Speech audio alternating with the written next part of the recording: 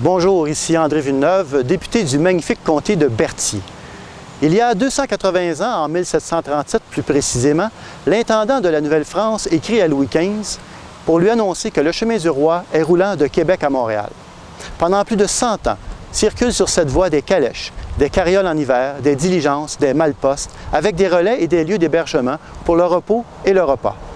Avec la diligence, dans les années 1810-1850, on peut faire le trajet en 2 jours avec l'arrêt de nuit à Trois-Rivières, puis la navigation régulière sur le Saint-Laurent, le chemin de fer, l'automobile et le camion concurrencent et remplacent ces moyens de transport terrestres. Au 20e siècle, le chemin du roi, d'environ 200 km de long, devient la route numéro 2, puis l'actuelle route 138. L'autoroute 40 le double depuis les années 60 et 70. Un circuit touristique est ouvert aujourd'hui. Le 24 juillet 1967, l'année de l'Expo, le général de Gaulle, président de la France, part de Québec vers Montréal et emprunte le chemin avec un convoi de dignitaires. Il est salué avec enthousiasme tout du long.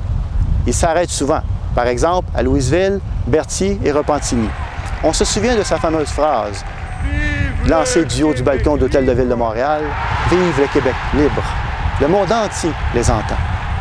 Ce chemin doit être considéré comme un des éléments visibles les plus importants de notre patrimoine et de notre histoire.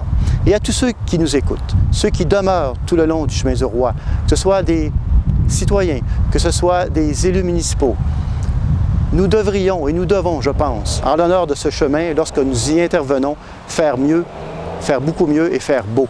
Je pense que ce chemin-là mérite de notre part une attention très particulière. Merci.